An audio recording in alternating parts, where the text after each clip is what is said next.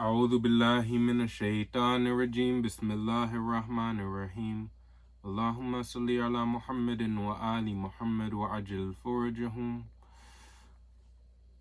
رب اشرح لي صدري ويسر لي أمري واحلل عقدة من لساني يفقهوا قولي. Praise is due to Allah, who cannot be contained or be held by anything, and who is a being but not through phenomenon of becoming of coming into being.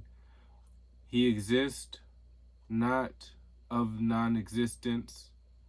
He is with everything but not in physical nearness. He is different from everything but not in physical separation. He acts but without connotation of movement and instrument, and he sees even when there is none to be looked at from among his creation. He is only one, such that there is none with whom he may keep company or whom he may miss in his absence. Today, inshallah, we will get back into Surah Ankabout, verse 31, 32, and 33, where Allah subhanahu wa ta'ala speaks of when the angels came to the Prophet Abraham and Lot, and they came with the message saying, where Allah says in Quran, He says, وَلَمَّا جَاءَتْ رُسُلُنَا إِبْرَاهِيمَ بِالْبُشْرَى قَالُوا إِنَّا مُهْلِكُو أهل هذه القرية إن أهلها كانوا ظالمين.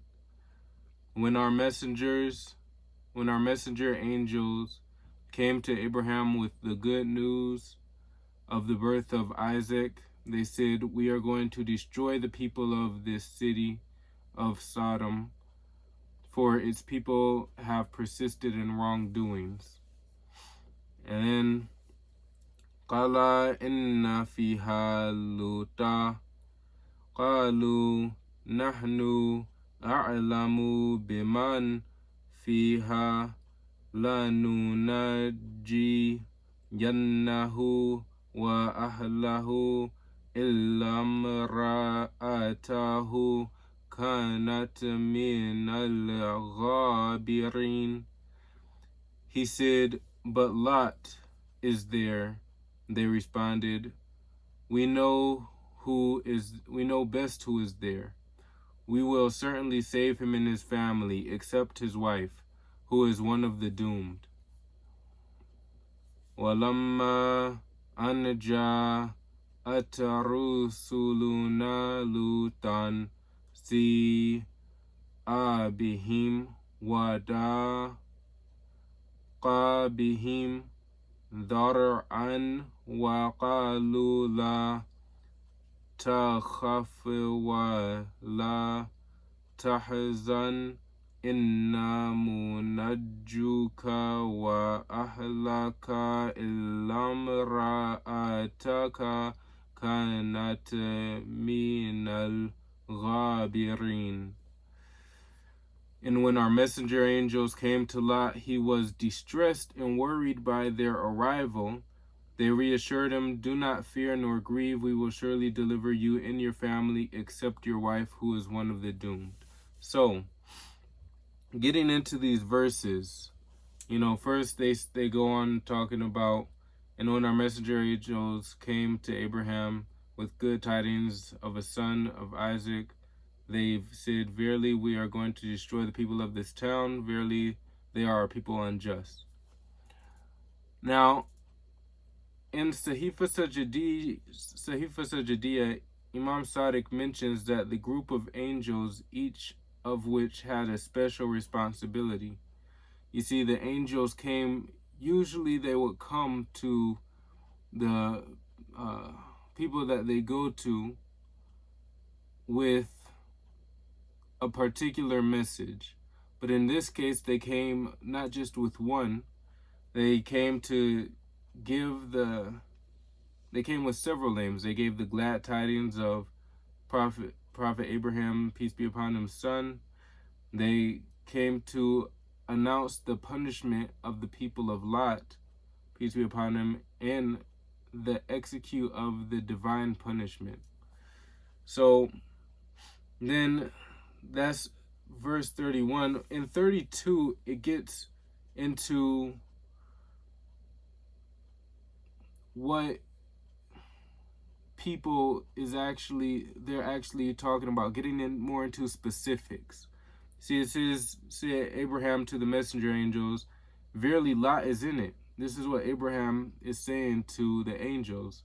Lot is in it. They said, we know very well who is in it, in that town, and we shall deliver him in his family, except for his wife. She shall be one who stays left behind. Now, they say this, and the fact of the matter is that, you know, the prophets are one thing. You know, they're the people who propagate Islam and teach of the oneness of Allah subhanahu wa ta'ala. But when it comes to their family members, as we see with Prophet Nuh, peace be upon him, and his son was one who did not believe. And, you know, even with the wives of the prophet, that just because they're wives does not mean that they're saved from punishment, nor really anybody. If a person does not believe and they do evil deeds, then then it doesn't, them being having a connection with the prophet does not mean that they're saved from doom. All right.